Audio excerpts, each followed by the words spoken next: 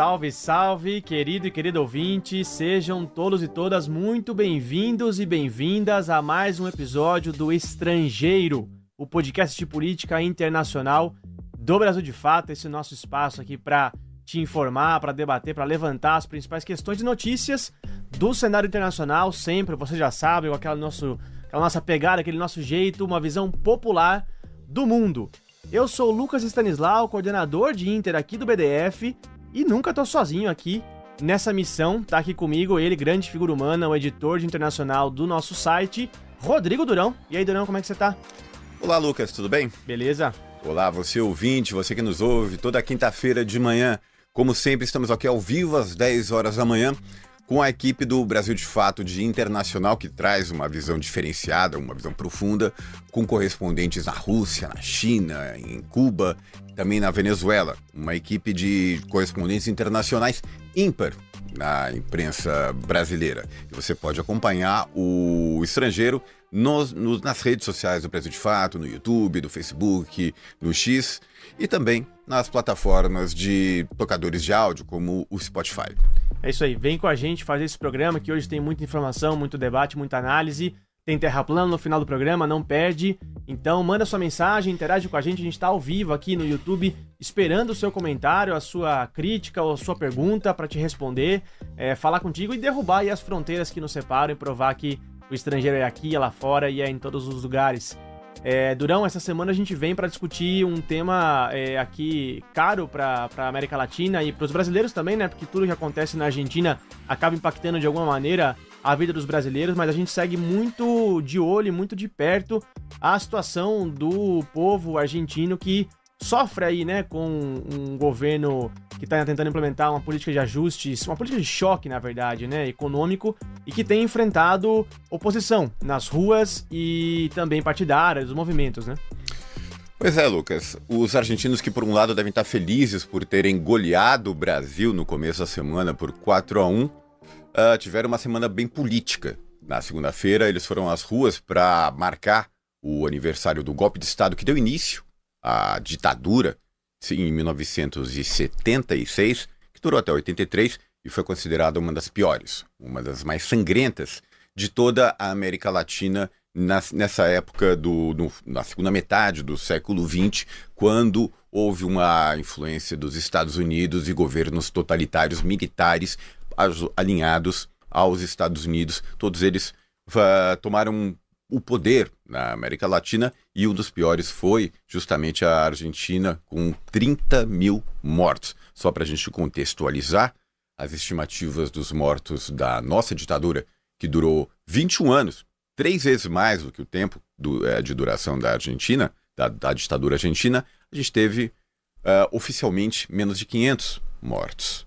Lá foram 30 mil em um terço do tempo. Então, isso dá um pouco a noção da violência que teve. Não teve só essa manifestação, dessa lembrança do golpe que aproveitou para protestar contra o governo Milei também, governo esse que passa pano para os crimes da ditadura, a gente vai falar mais sobre isso, mas também teve a manifestação tradicional de toda quarta-feira dos aposentados. Essas manifestações que acontecem há 3 décadas, 35 anos, elas vêm adquirindo um novo caráter, uma nova importância. Ultimamente, também falaremos mais sobre isso, porque a sociedade está se politizando e outros setores estão se incorporando à marcha dos aposentados. E para falar de tudo isso e mais um pouco, a gente vai contar hoje no Estrangeiro, Lucas, com o nosso homem de Havana, o correspondente do Brasil de Fato em Havana, Cuba, Gabriel Vera Lopes, e que hoje está em Buenos Aires, sua terra natal, falando justamente do olho desse furacão. Esteve nas 2 marchas, né? Acompanhando de pertinho ali o que rolou na semana. Pois é, semana quente, né, Gabo? O que você tem para dizer para a gente a respeito dessa semana extremamente politizada no seu país natal? Olá. Oi, pessoal, tudo bem? Então, a Argentina sempre foi um país com muita mobilização, com muita pessoa na rua, com uma tradição organizativa muito importante. Eu acho que esta semana foi uma demonstração disso, né? Uma semana da memória, com tudo que implica isso para a história da Argentina, e uma semana de luta também, porque não só foi a mobilização dos aposentados, mas também hoje, quinta-feira, está sendo uma greve dos trabalhadores do Estado. Então, estamos numa semana bem quente, como vocês falaram. E, Gabo, mas ontem como é que foi essa manifestação? Ela acontece toda quarta-feira, ela incorporou o apoio das torcidas de futebol do país e teve episódios de violência. Como é que foi ontem? Ocorreram novos episódios de violência? Bom, eu cheguei bem cedo na mobilização, e já tinha um monte de aposentados, eu fiquei falando com muitos deles eram de bem longe, vinham para aqui, para a capital federal, para o Congresso, para participar. Tinha um absurdo de polícias, eu acho que foi a vez que Paramos de ouvir o né? Gabo. Deu uma travadinha, Gabo, você estava ouvindo a gente?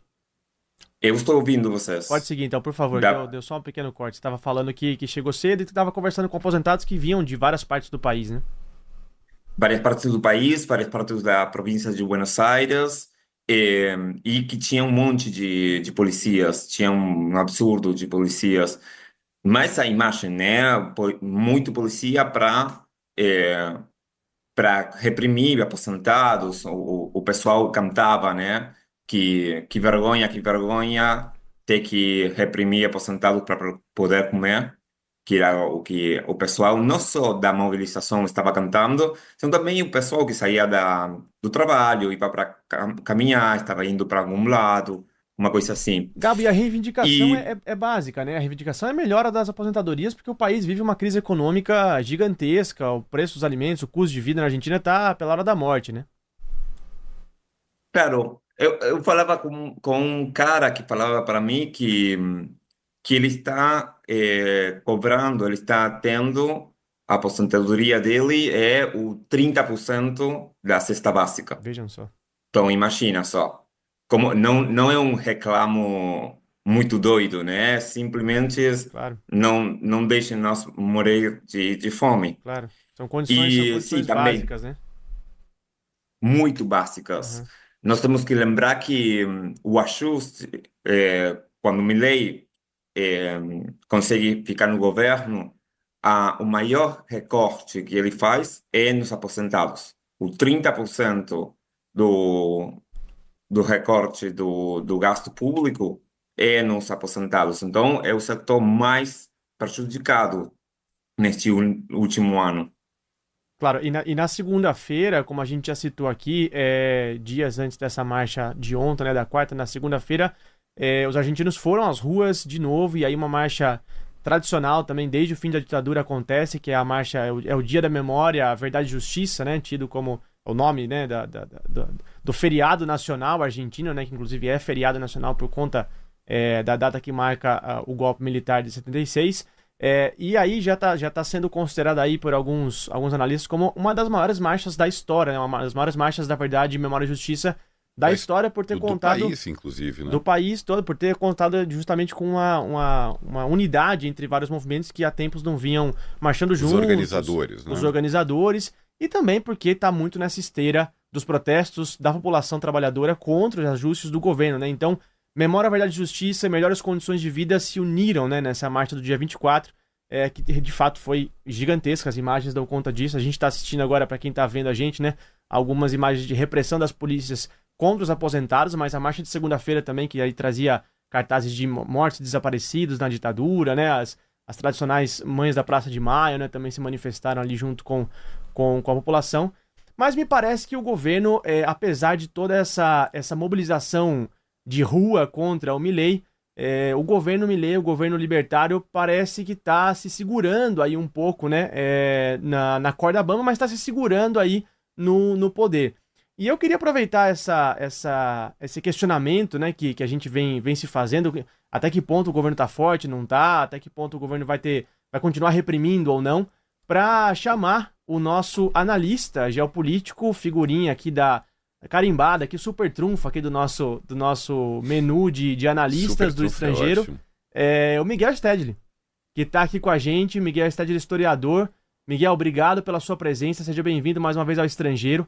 E quero te estender a pergunta aqui que eu estava levantando, né? O governo Milei está enfraquecido com esses protestos de rua que vem enfrentando essa semana e nessas semanas que passaram, ou de fato a voz das ruas não está chegando a ameaçar o governo de nenhuma maneira? Obrigado, Miguel. Bom dia, Lucas. Bom dia, Durão. Hoje, se o Terra Plana não for só com episódios do Milei, eu vou protestar efusivamente. Tem que ser monotemático. Hoje merece, né? Mas, olha só, eu acho que ainda não é tão simples ainda. Eu acho que sim, as manifestações enfraquecem o governo Milei, mas não o suficiente para a gente ter uma situação que de fato coloque em risco o governo, etc. Eu acho que é importante a gente lembrar que a população argentina tem uma tradição histórica, né, de mobilização, de lutas, sejam grandes demonstrações como essa que a gente viu nas imagens, né, que a gente acompanhou nas últimas semanas. Protestos anteriores também foram bem fortes em outros momentos, contra o fascismo, enfim. Mesmo nos governos Kirchner, né, no governo Macri, eu me lembro de estar na Argentina, em Buenos Aires, em janeiro, e daqui a pouco passa uma marcha de 100 pessoas, né, panelaços, etc. Então tem uma tradição de luta uma cultura política de luta muito importante, que derrubou 3 presidentes num tempo curtíssimo, né, no início desse século, que a gente não pode ignorar essa experiência, essa tradição, etc., ainda que uma organização bastante fragmentada. Por outro lado, o governo Milei ainda tem gordura para queimar, se apoiando muito na economia, né? Esse choque inicial desse primeiro ano, ele tem mantido à força essa valorização do peso, e eu acho que isso é o determinante para a gente começar a pensar em que momento que o governo Milei enfraquece. Quer dizer, até quando ele consegue sustentar o peso supervalorizado, até onde ele vai. Quer dizer, agora ele já está nesse processo de negociação com a FMI, né, economia, eu acho que é um fenômeno bastante comum em planos econômicos. Vocês são mais jovens, mas a gente vivenciou isso no Brasil durante toda a década de 80 e 90, quer dizer, você tem um impacto inicial desses planos, né, um efeito imediato que de alguma forma atinge a economia, tem um resultado, mas que, dependendo do desenho do plano, ele não se sustenta por muito tempo. Eu acho que esse é o caso do plano do Milei na Argentina. Essa supervalorização do peso ele não vai conseguir sustentar durante muito tempo, não tem pernas suficientes para isso. Depende dessa renegociação com a FMI, depende da conjuntura, depende da relação com o governo Trump, da próprio contexto geopolítico internacional, né? Então ele tanto pode conseguir fôlego para ir estendendo essa sobrevida, como também ele pode fracassar nesse aspecto, como tantos outros presidentes argentinos fracassaram se tratando da economia, né? E leve a patinar, e aí sim esse histórico, essa tradição de lutas pode levar a uma derrocada do governo Milei. Mas eu diria que ainda é cedo para a gente, pode acontecer essa virada esse ano, com certeza, né? Mas eu acho que nesse momento ainda é improvável a gente imaginar essa virada de conjuntura. E tem muito apoio do mercado financeiro, obviamente, que nunca foi tão feliz na Argentina como agora.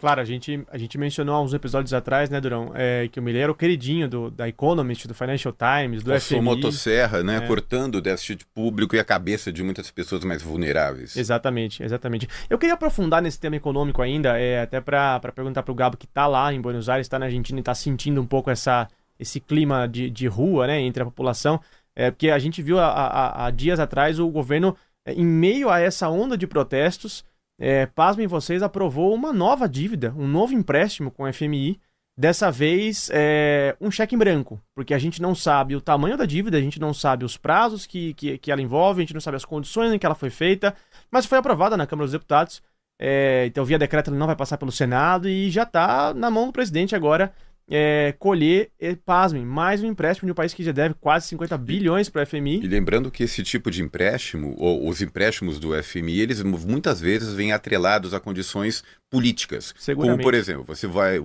No Brasil era comum, como o Miguel falou, nos anos 80, existir obrigações que o governo não poderia gastar mais, por exemplo, mais de 1% do orçamento com educação. Essa era uma das condições para o FMI emprestar dinheiro para o Brasil naquela época. Agora, a gente não sabe quais são as condições impostas para a Argentina. Né? Quem está pagando a conta já é o povo argentino, e quem deve pagar a conta de mais esse empréstimo deve ser, com certeza, o povo argentino, que está sentindo na carne aí toda essa política de ajustes. Mas o Miguel citou o problema cambiário da Argentina, né, e toda essa questão da valorização do peso, mas a gente vê, né, Miguel, nessa semana, o dólar paralelo, o dólar blue, né, chamado blue, na Argentina já está passando ali dos 1.300 pesos, um índice que não passava desde agosto do ano passado. Então a gente já vê uma certa, não diria corrida cambiária, mas quase isso, né?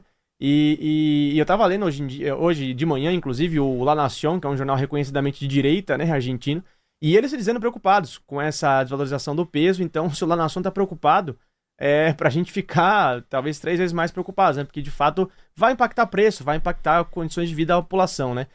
Gabo, aí nas ruas, entre os trabalhadores, como é que esse novo empréstimo com a FMI foi visto, e como é que essa condição cambiária está sendo vista, como é que esse aumento do dólar está sendo visto pelos trabalhadores aí? Todo mundo entende que o FMI é um problema da Argentina. Eu lembro de escutar as histórias do FMI sendo bem pequeno, ou caminhar na rua e ver grafites, coisas assim, e não mudou isso. Todas as pesquisas dão que todo mundo acha que 60%, 70% do povo que votou no Milei acha que o empréstimo com o FMI não é uma coisa boa para a Argentina.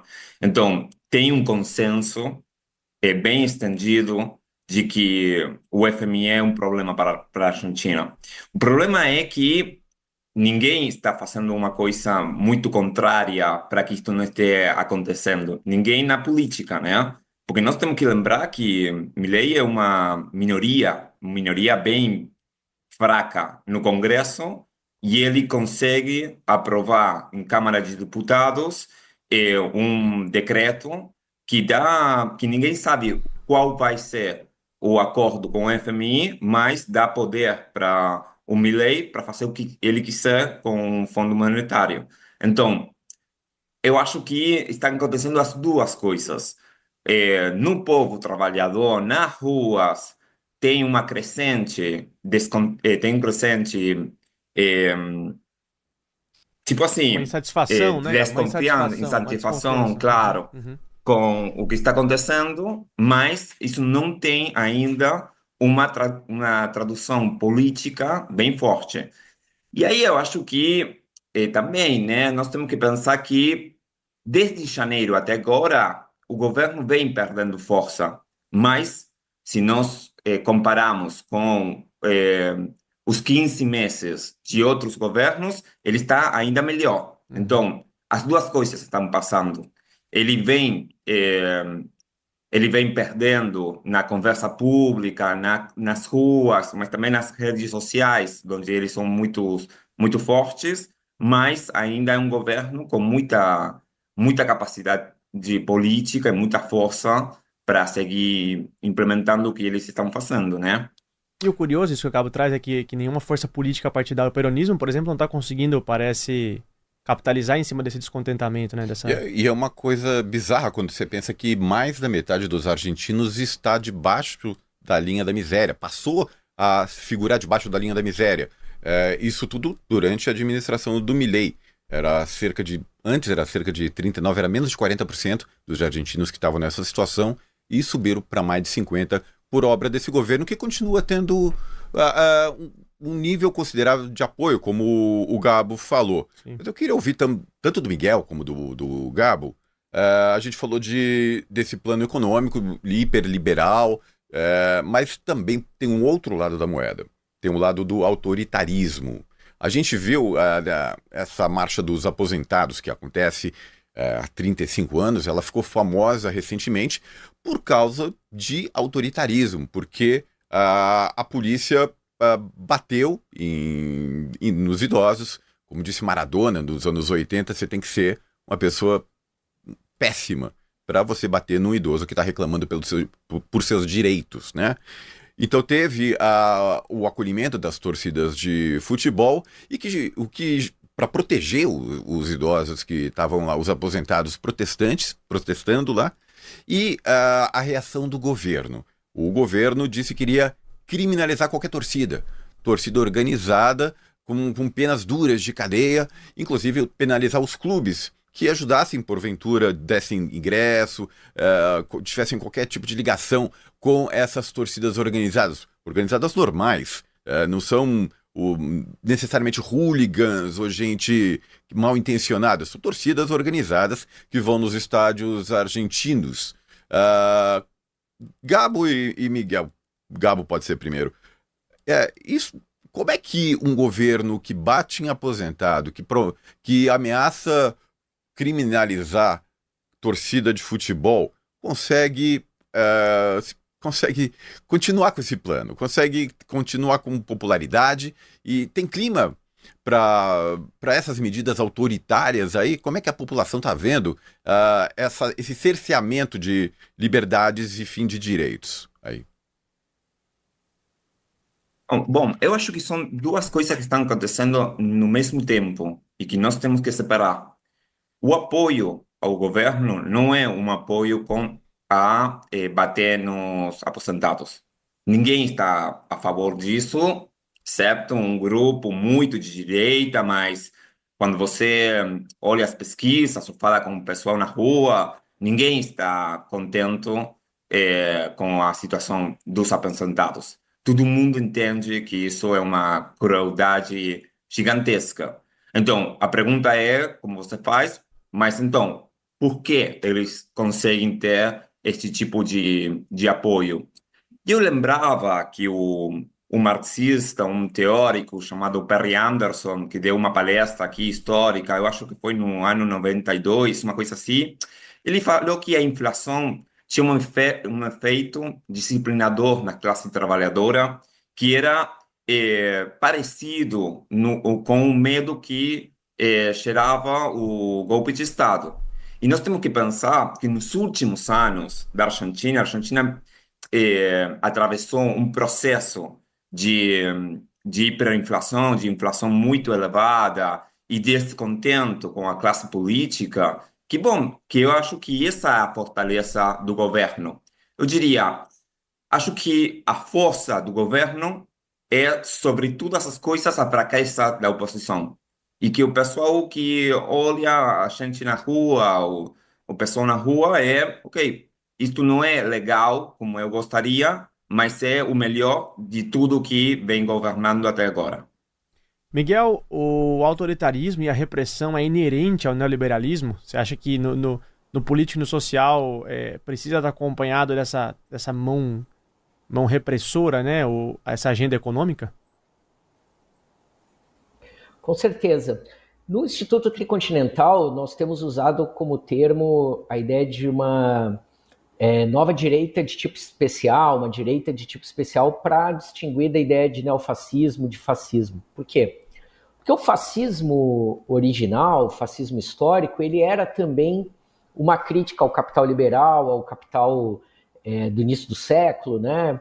Era uma saída à direita dentro do capital, mas contra o liberalismo, né? Assim como tinham outras opções como o Estado de Bem-Estar Social, o socialismo, enfim, mas todos críticos ao capital liberal. E essa extrema-direita de tipo especial, ela na verdade, o que diferencia ela é esse abraço entre os fascistas e os liberais, ou seja, você tem um discurso econômico ultraliberal, como a gente também tinha no governo Jair Bolsonaro até o último ano, aliado a essa ideologia fascista, e necessariamente, como você tem políticas de austeridade que são antipopulares, você precisa ter repressões, você precisa usar da violência para poder disciplinar, conduzir, enfim, né?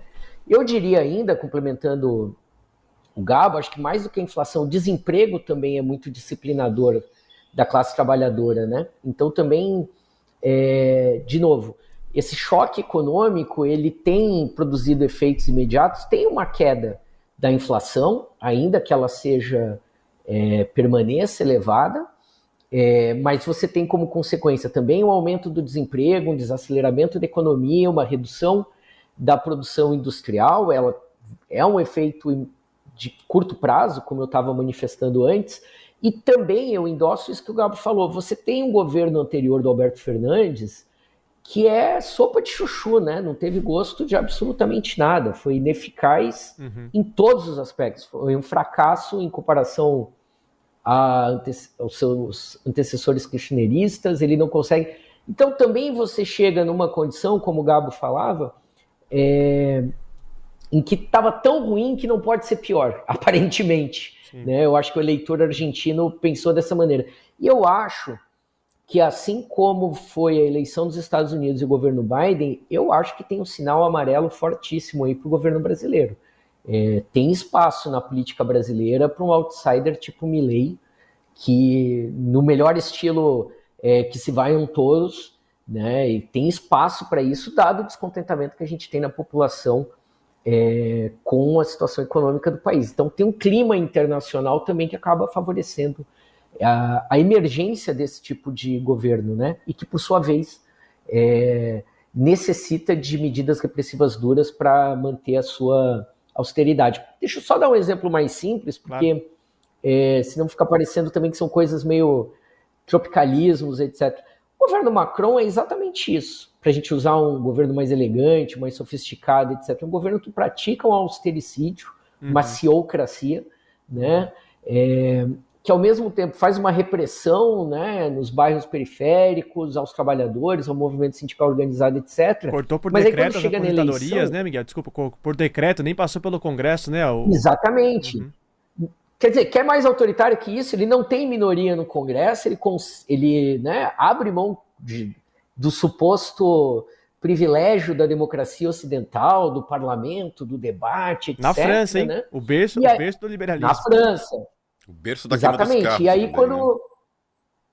Exatamente. Aí quando chega na eleição, você tem um monstro, que é a Frente Nacional, criada por essas políticas de austeridade, ele diz, não, agora temos todos que nos juntar. Quer dizer, o neoliberalismo, o ultraliberalismo cria necessariamente esse efeito colateral que é a extrema-direita, e os liberais acabam se abraçando duas vezes. Ou eles se apresentam como opção, né? Ou eles se somam, como a gente vê na Alemanha, sem nenhuma dificuldade entre liberais e fascistas, sem nenhum pudor, né? Aliás, como a gente viu no Brasil, em que a Faria Lima abraçou o Bolsonaro com muito amor e carinho. Né? Sem pestanejar. Há uns dias atrás, só um pequeno comentário, uns dias atrás eu estava assistindo uma entrevista antiga, dos anos 90, do ex-ministro da Economia da ditadura argentina, Martínez de Oz, o ministro da última ditadura, né? Essa do Videla.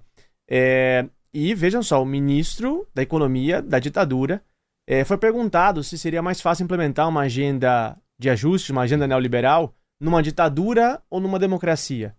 E ele respondeu, olha, de fato, você tem um regime fechado, te facilita algumas coisas. E você pode dispensar ali de alguns ritos e de algumas burocracias, alguma perfumaria, né? Abrir mão disso para implementar a sua agenda. Mas numa democracia é muito mais fácil, porque você pode, além de reprimir, você conta com apoio popular. Porque você tem uma legitimidade pela sua eleição, pela sua votação. Então é mais ou menos isso que a gente vem observando no governo Milei, né? Que além de bater, ele ainda tem apoio popular, né? Por algum lado, pela expressiva votação que teve, né? Pois é, eu queria ouvir o Miguel como historiador sobre isso. A Argentina, Miguel, sempre foi um dos países exemplo de como lidar com os crimes da ditadura, punindo generais, botando na cadeia e tal. Agora, a gente está vendo um governo que está, inclusive a ministra da Segurança, Patrícia Bullrich, é uma pessoa que ameniza e que fala que não foi bem assim e tal. Você acha que é inevitável que, com o passar dos anos, as gerações vão esquecendo o que aconteceu e a tendência é essa mesmo, acabarem aceitando aquele período nefasto como normal, normalizar o que aconteceu? Em sociedades como a brasileira, em que a transição foi feita pelo alto, e sem esse ajuste de contas, com certeza. Na sociedade argentina, que isso é uma questão, inclusive, cultural, política, impossível. Né? Isso é parte já da tradição política. É óbvio que vai ter quem defenda a ditadura argentina, enfim, como há quem defenda ainda hoje o Pinochet no Chile, etc. Mas no caso argentino, quer dizer, uma coisa que transborda, né? Eu acho que todos aqui já tivemos oportunidade para Buenos Aires, de você ir nos espaços e tá demarcado, tal pessoa foi sequestrada nessa casa, aquela onde era a antiga mecânica da Marinha, né, que se transformou em parque, era até a sede dos direitos humanos da OEA, agora está ameaçado, enfim. Mas vejam, o que a gente viu essa semana, já que nós estamos falando das torcidas de futebol, né? Todos os times da Série A argentina publicando posts da Memória e Verdade. Tem times como a Atalanta, do meu amigo Julian, meu colega do Tricontinental, que tem uniforme com as madres. Então, de alguma maneira, a gente vê isso no cinema, né? A forma como o cinema argentino trata a ditadura. No Brasil, a cada 30 anos, você tem um Ainda Está Aqui, que não é exatamente, né? Não necessariamente alguma coisa, mas... E você tem na Argentina, não precisa ser a história oficial, pode ser um segredo dos seus olhos, pode ser... Então o ajuste de contas argentino já está impregnado na cultura deles, isso inclusive demarca a sociedade, né? Então eu acho que lá é irreversível.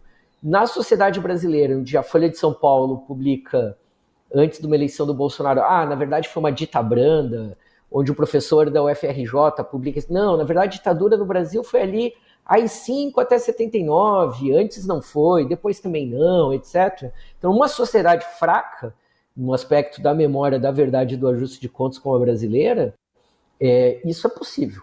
Inclusive a ponto de eleger um defensor da ditadura como Bolsonaro, né? Agora, numa sociedade mais politizada como a Argentina, isso é impossível.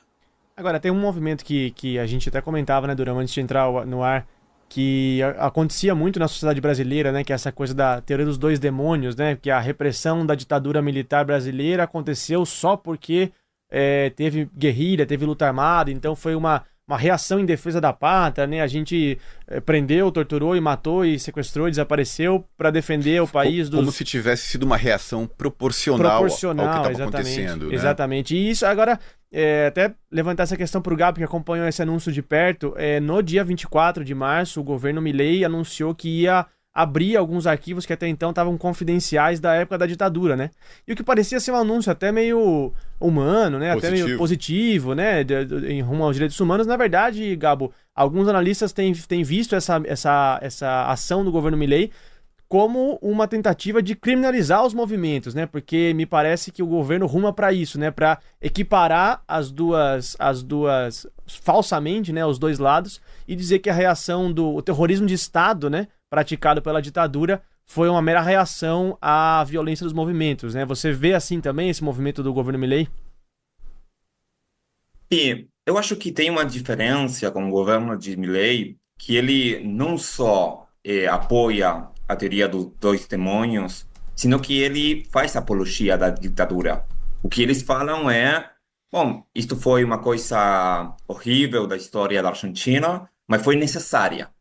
Então, o que eles estão tentando fazer por primeira vez, desde o governo da Argentina, tratar de mudar a cultura de resistência, de memória, de mobilização da classe trabalhadora argentina, que tem na bandeira da memória uma das suas principais capacidades de mobilização, de luta, de organização.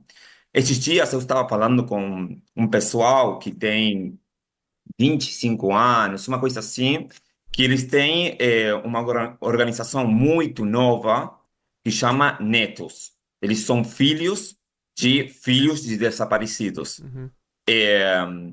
E eles falavam para mim que a tarefa geracional deles é manter viva a memória. E quando você caminha por Buenos Aires, nestes dias, na Semana da Memória, você vai ver um monte de locais, de lugares, coisas assim, onde o pessoal que está vendendo alguma coisa na rua, que tem um local de qualquer coisinha, eles têm sua bandeira com seus desaparecidos, com consignas da memória. Então, eu acho que é uma aposta muito forte da burguesia e do governo da Argentina de acabar com a exceção, entre aspas, da classe trabalhadora argentina, que tem que ver com a capacidade, a disposição de luta da classe trabalhadora, e para isso também é necessário acabar com a memória, porque a memória foi uma das principais bandeiras de articulação, de capacidade de reconhecimento, de entender a própria história da classe trabalhadora argentina. Então, acabar com essa memória, criminalizar essa memória, eu acho que é uma aposta nova do governo. Uma coisa assim, tipo, o que aconteceu foi necessário, porque senão, bom, aqui na Argentina nós vamos acabar como se fosse Cuba ou outro país socialista. Então, eu acho que o que nós temos, o campo popular tem o desafio é de voltar a discutir o que foram os 70, o que foi o projeto, não só das guerrilhas, mas, sobretudo, da classe trabalhadora organizada, do sindicalismo, dos movimentos de base, dos estudantes, que tentaram cambiar a Argentina. Para só fazer uma ideia, na Argentina, nos 75, só tinha uns 5% de pessoal pobre. Hoje é mais do 40, 45, e no melhor dos momentos, com o progressismo, foi 25. Então, o que aconteceu foi que foi eliminada uma geração que tentou mudar o jeito que foi configurado o capitalismo argentino. E quando eles eliminaram essa geração, quando eles desapareceram a 30 mil pessoas, eles não só mataram e generaram um crime de lesa humanidade, de um crime contra a humanidade. O que eles fizeram foi fazer de novo um tipo da Argentina só para acumulação de um punhado, de um grupo muito específico da burguesia argentina. Então, eu acho que memória e luta de classe trabalhadora é uma coisa que eles intentam destruir. Pois é, e a gente aqui do Brasil, de fato, a gente combate isso, né? A ditadura não só cala, mata, como também empobrece. E se você quiser ter acesso a uma curadoria especial do nosso material, assina a newsletter, o Boletim do Brasil de Fato. Você vai receber por e-mail gratuitamente uma seleção dos nossos melhores conteúdos. É fácil, é só ir no www.brasildefato.com.br/boletim. Você vai receber análises, notícias factuais, enfim, notícias exclusivas da cobertura da Argentina e sempre com esse olhar do trabalhador. Mas agora a gente, ainda falando de Argentina, eu queria ouvir do Miguel expectativas para as eleições que vão acontecer ainda esse ano, as legislativas. No final do ano, a gente vai ter eleição para deputados e que pode mudar a governabilidade do Javier Milei. Miguel.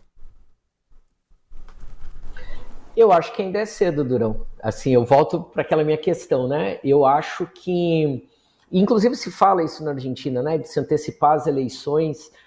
Qual é o cálculo, mais ou menos, que o governo está fazendo? De que ele consegue manter essa supervalorização do peso até outubro, mais ou menos, né? Que é justamente quando caem as eleições legislativas. Quer dizer, num cenário assim hoje, seria mais favorável ao governo Milei. Agora, chegando já no final desse fôlego, etc., poderia favorecer em muito a oposição, né?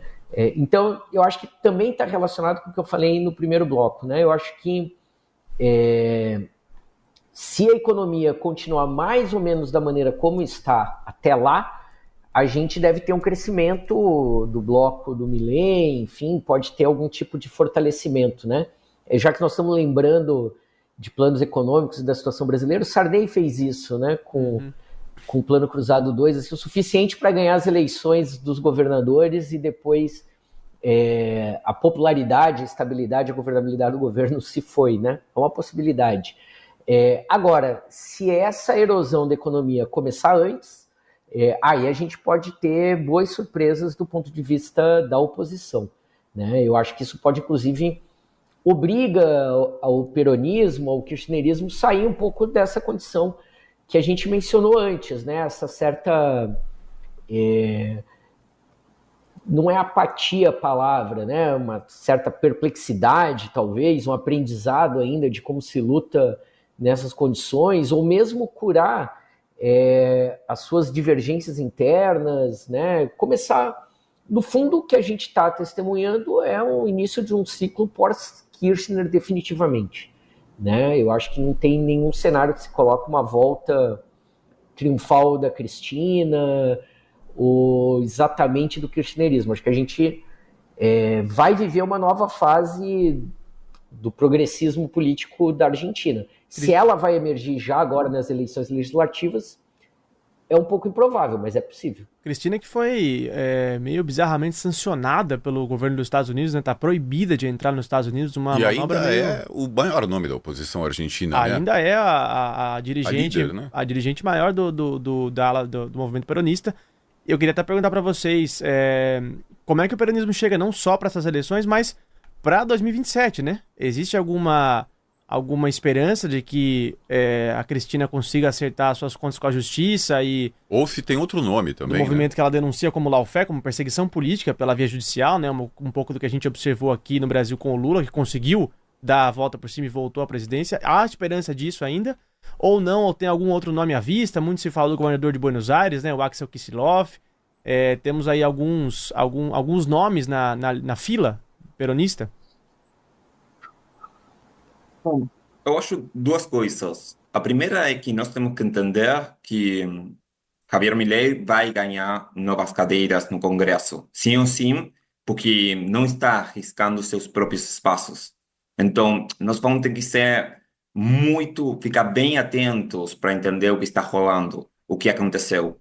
Mas eu vou dar dois exemplos que eu acho que são interessantes para pensar. Um é da província de Santa Fé, que é uma província que tem um exemplo que eu acho que é bem forte, que é, por primeira vez, pode ser que aconteça que um frente muito amplo, que vai desde a esquerda até o peronismo, mas não tão de esquerda, mas liderado por um partido, por uma força política claramente de esquerda, é possível que eles ganhem as eleições em Santa Fé.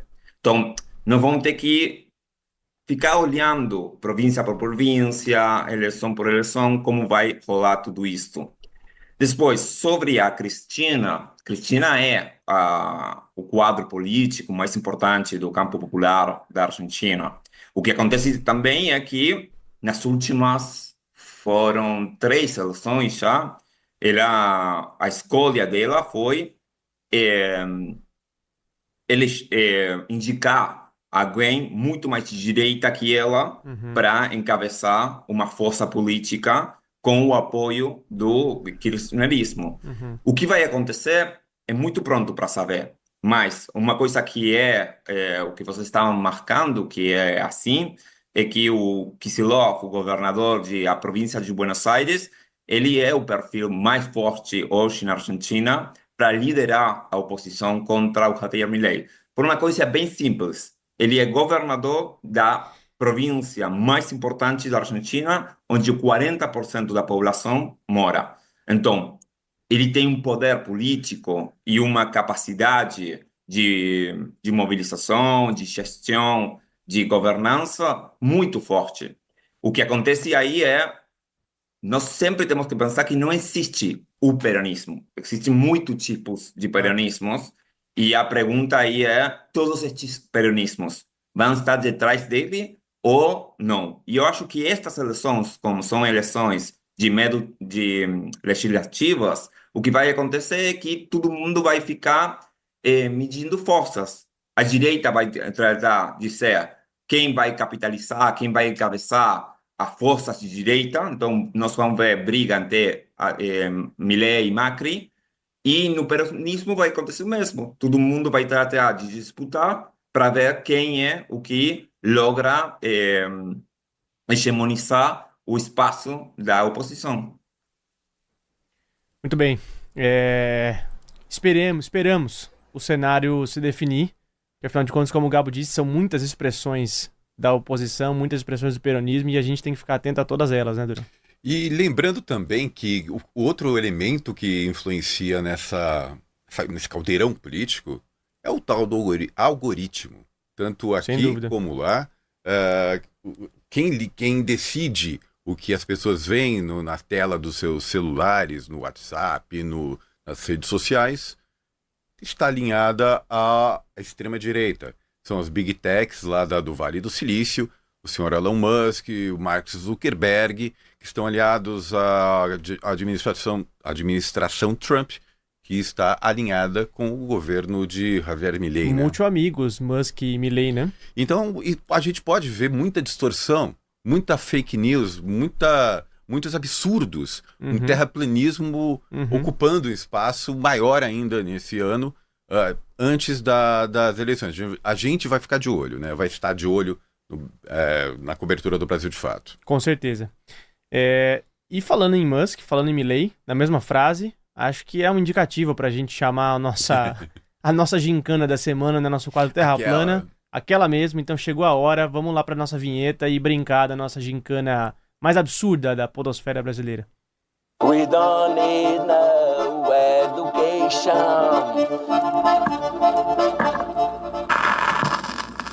A Terra é plana. Então tá bom.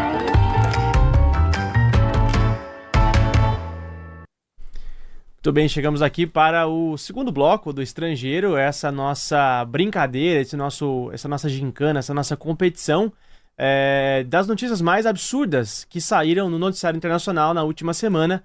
E se você está chegando pela primeira vez aqui e nunca brincou com a gente, é muito simples. Cada um de nós vai trazer uma notícia da mais terraplanista que saiu, e quem vai escolher quem merece o troféu, quem merece o prêmio, é o nosso analista, nosso convidado Miguel Stedley, que sempre manda bem nas escolhas. Não é porque me escolheu da última vez que esteve aqui, mas só para dar já a letra e o chaveco.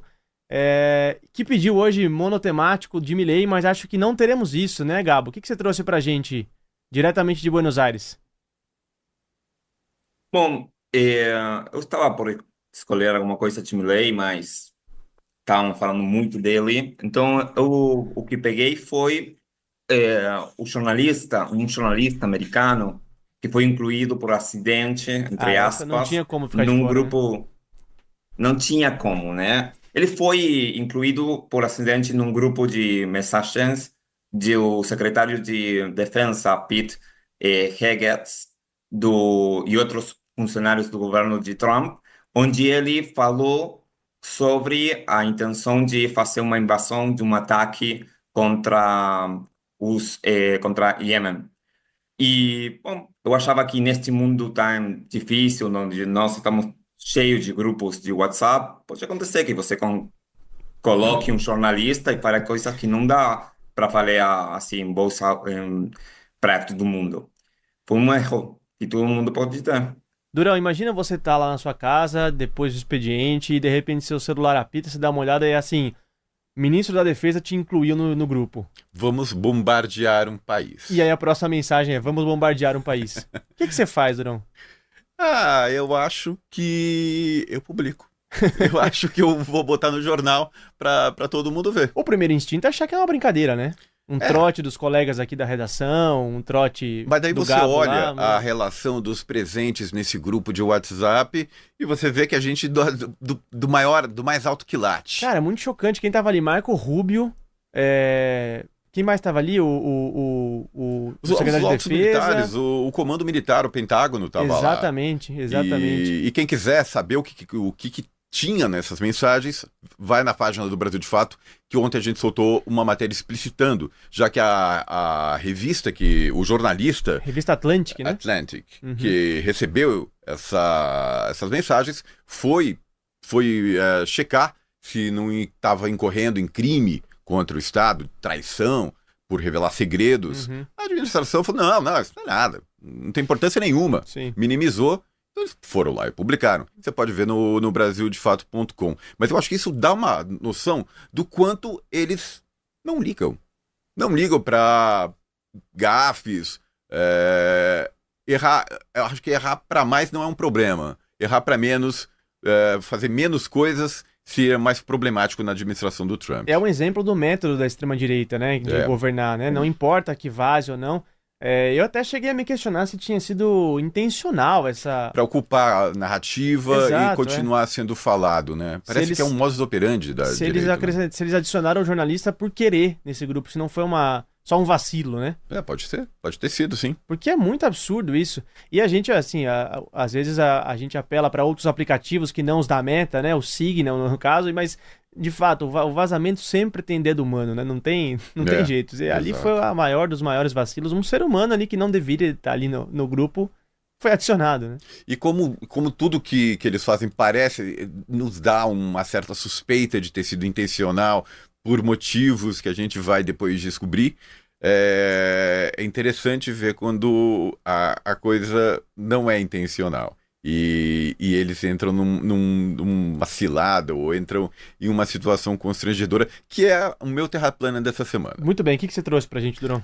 Donald Trump deu um chilique quando viu o próprio retrato, uma pintura dele mesmo, sendo exposta no estado do Colorado. Essa daí que você que está vendo no YouTube, você pode ver esse retrato do Trump, que foi feito com muito carinho por uma retratista oficial da Casa Branca, causou um piti no presidente dos Estados Unidos, que falou que foi o pior retrato dele que ele já viu na vida. Que, inclusive, ele pediu pro... É curioso, esse retrato foi feito por republicanos do mesmo partido do Trump. Foi encomendado em 2019 pelo governador ali e tal. O artista fez o quadro e ele foi exposto essa semana na sede do governo do Colorado. E foi exposto assim, achando que ia agradar o Trump, como um carinho, um mimo. E o Trump desceu os cachorros. Na sua rede social, ele falou que o quadro, inclusive, estava propositalmente distorcido, achando que era uma conspiração. Falou, o do Obama tá muito mais bonito. O Obama tá bonito e o meu foi o pior que eu já vi. Estão querendo acabar, eles querem acabar comigo. Querem acabar comigo, né? Então, esse meu Terra Plana é um Terra Plana que dá até um certo prazer de escutar. Cara, mas quem tá assistindo a gente, pra quem tá só ouvindo, eu recomendo que busque aí nos links do episódio o link pra essa foto. Eu queria pedir pra produção colocar de novo a imagem na tela, porque sabe quem o Trump tá parecendo? Quem? Tá me lembrando muito o Luciano Faccioli. Vocês lembram do Faccioli, nosso colega acho que de Bandeirantes, né, SBT há muito tempo? Tá a cara do Luciano Faccioli, não tá? Pois é, o retrato da Sarah Boardman. Inclusive, o Trump chegou cheio de etarismo, falando, não, ela perdeu a mão, não sabe mais pintar. Aos 73 anos, ela já não dá mais pro negócio. Ai, meu Deus, esse quadro, cara. E você? O que você trouxe, Lucas? Eu trouxe, o Miguel disse que hoje ia ser a trinca de Milei, mas ninguém trouxe o Milei, então eu não podia deixar passar batido, né? Vou trazer o presidente argentino Javier Milei, que, pasmem, tá oferecendo um bônus salarial. Olha o cabelo dele. Pro dirigente público, pro chefe de departamento público, de qualquer órgão público argentino, que fizer mais demissões a partir de agora. Isso saiu em Gazeta Oficial, tá? Na Gazeta Oficial Argentina, aí a gente tá vendo o artigo aí publicado em Gazeta Oficial, no Diário Oficial Argentino, um bônus salarial para o chefe de repartição que mais fizer demissões, e aí dizer amém para o plano de motosserra do Milei. Então, para aquele que colocar mais gente no olho da rua, para aquele que ampliar o sofrimento e a dor das famílias argentinas, você vai ganhar um bônus, você vai ganhar um aumento no salário. É terrível isso, né? É a normalização de algo que deveria... O governante, o administrador que foi eleito pelo povo para cuidar do povo, deveria pedir desculpas quando é obrigado a se desfazer de um funcionário, destruir uma família, botar uma família numa situação precária. Exatamente. E não se orgulhar, né? Não estimular esse comportamento. Essa inversão de valores que é preocupante, né? É chocante. E é beira o sadismo, né? É o que tá... sempre essa característica que a gente observa aqui no governo Milei. que em nome do ajuste social, do ajuste econômico, do ajuste fiscal, chega a ser sádico com a população naquelas imagens, né, tanto da motosserra quanto aquela imagem dele tirando os ministérios, né, a fueira, tirando ali do painel do plano de governo, do plano de ministérios do governo dele. Muito bem, então 2 Trumps e 1 Milley para você escolher, Miguel. Já aproveito para te agradecer pela participação no programa de hoje, obrigado pela sua presença e estamos aí nas suas mãos agora, 2 Trumps e 1 Milley, vejam só. Olha, eu gostaria de votar essa semana no Rafinha e no Dorival Júnior, né? Em homenagem à Argentina. Mas Romário também. Eu vou escolher eu vou votar no mais inofensivo, né? Eu vou no retrato do Trump, né? Os outros 2 episódios são reais demais, assustadores demais. Exato. Né? Mas eu acho que pelo menos o retrato do Trump, pra gente não terminar a semana tão preocupado com o futuro da humanidade. Então, essa semana o troféu vai pro Durão, mas o nível do quadro tá cada vez mais alto, tá cada vez mais difícil aqui. E os nossos concorrentes são sempre muito bem qualificados, né, no terraplanismo.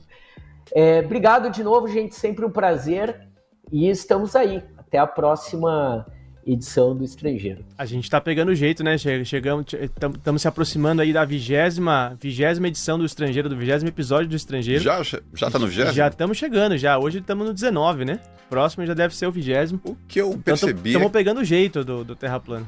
O que eu percebi é que, numericamente, acho que estamos empatados, eu e você, Será? né? Eu acho que... Vamos dar uma conferida no placar? Olha só que maravilhoso esse placar. Eu acho que são 7-7. Tá 7-7. Tá 7-7. É que esse... Mas vejam só, tem Não, mas esse troféu tá errado. Tem um VAR aí pra colocar nesse placar, hein? Por que esse troféuzinho tá pendendo mais ali pro seu lado? Eu não tenho nada a ver com isso, Durão. Eu acho que é erro, eu acho que a gente vai ter que ver isso direito. Não saberia que o troféu viria pra mim, não estava combinado isso, tá? Miguel, pelas minhas contas, e as contas da voz do meu ouvido também, do chamado ponto, estamos 7-7. 7-7, olha que bonito. Então, 14 pra bancada... E só míseros 5 troféus para os correspondentes. Gabriel Vera Lopes, o que você tem a dizer sobre isso em defesa do time de correspondentes? E aproveito também para te agradecer pela participação. Não, eu acho que falta muito para acabar o ano. Vocês podem ficar tranquilos que... Estamos só em março ainda, não tem problema. Não dá problema. O único que eu vou falar sobre isto é que eu acho que é boa o quadro do Trump. A cara do Trump de verdade é muito mais de porco que o quadro. Eu gostei do quadro. Ficamos com a imagem dele do quadro, então, né? Eu vou pedir pra produção colocar de novo o quadro, só mais uma vez, pra gente se despedir, pra gente dar tchau. O quadro do Trump. Por favor, olha só, que imagem. Que beleza. Tem imagem da quinta... Com essa, a gente deseja uma boa quinta-feira para todo mundo que tá vendo ao vivo. E lembrando que o Estrangeiro é apresentado tanto por mim, Rodrigo Durão, como você, Lucas Stanislau, apresentado escrito também, muito né? Bem. Com direção de Camila Salmásio, produção de Letícia Holanda, edição e sonorização de Adilson, operação do Switcher, Guilherme Dias e Otávio Oliveira, identidade visual de Rafael Canoba. E no Brasil de Fato, a coordenação de áudio e vídeo é de quem, Lucas? Muniz Ravena. E a de redes sociais? Da Rafaela Cury. E direção executiva? Da Nina Fidelis. E até semana que vem. Querido ouvinte, um grande abraço e até a quinta-feira que vem.